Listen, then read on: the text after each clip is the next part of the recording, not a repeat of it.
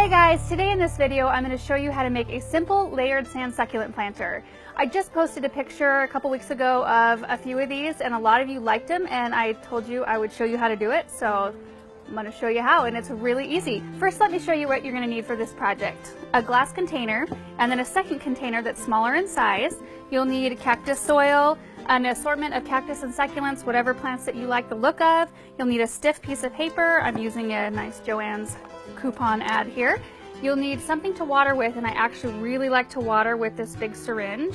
I have a few rocks for decoration in the end, and then an assortment of sands, and I'm going to use black, blonde, and then this really pretty aqua colored sand. And then a moisture meter comes in really handy. So the first thing I'm going to do is actually plant up my succulents, and that is what I'm going to use the smaller container for. So I'm just going to put in a little bit of cactus soil in the bottom. And this aloe is obviously too big, but there's a bunch of little plants in here, and I'm just going to separate them and take one out for this. This is a blue elf aloe, and I think it's really pretty, and it will add some dramatic height inside of our container. Plant that in there.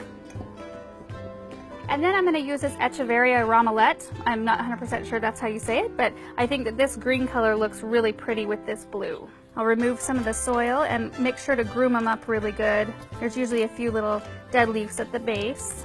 And that'll go in right on the front part of this container.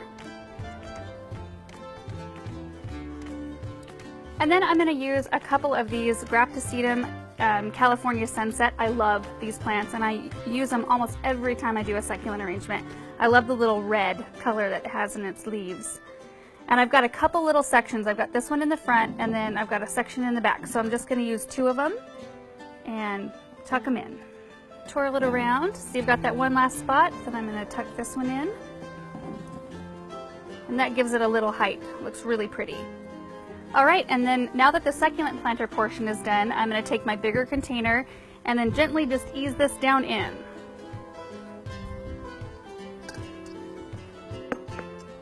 The reason why I use a smaller container inside my bigger one is I want there to be just enough space to create some really pretty sand layers, but all of the soil and the water that I'm using to water my plants is all contained, so that that water is not escaping out and messing up all my sand.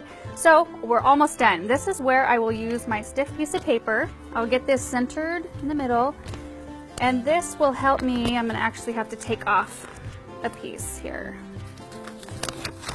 But this is full of coupons, I don't want to wreck it. So I just tore out a little piece of paper out of the middle of the book because it was just a little bit too big. You just want it big enough to just kind of tuck down in there and just guide that sand around the plants. So I'm going to start with a layer of black and just drop it in. And I'm just going to do that all the way around the outside of this smaller container.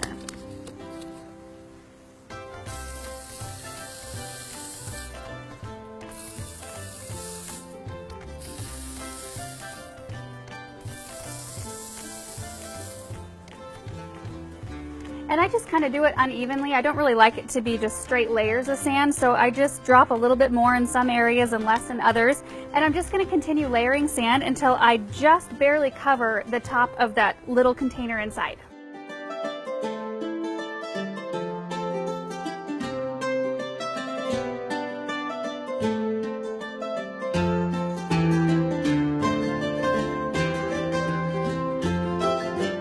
Now the last thing I like to do is add a couple of rocks just for some textural difference on top. So I'm just going to tuck a few. I think there could be one right back in here. Maybe one more.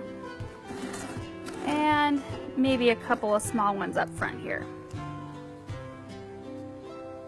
That is all there is to it. It is so simple, but it looks so neat. The number one question I get asked when I do a succulent arrangement like this, especially if there is no drainage, is how I water it. And I actually like to use a great big syringe. This looks kind of scary, but it makes watering super easy. All I do is I direct the water right down to where the roots start, and I just dribble just a little bit in. You do not want to overwater when there's no drainage. That's where the moisture meter comes in really handy. You just slip this down in, not right in the middle of the roots, but just toward the outside of the container, and the little dial will tell you how moist it is. And actually, the back of the package of all of these things usually has a guide on what number you should be looking for. So like the succulents and cactus on here should be right about at a 3 on the moisture meter. So if I stick this down in, I get between a 2 and a 3, so I watered perfectly. So I'll just stick this in about once a week and see where the water rates in at, and then I'll know whether or not I need to water. So that's it. We have to wrap it up because it is starting to thunder and lightning in the distance and the wind's starting to blow. So anyway, I hope you guys enjoyed this tutorial and found it helpful. Please remember to subscribe below, and if you're not following us on Facebook or Instagram, follow us there. And if you do decide to try this project, please send me pictures. I love it when people do that when they try one of the projects that's in one of our videos. So I will see you guys in the next one. Bye.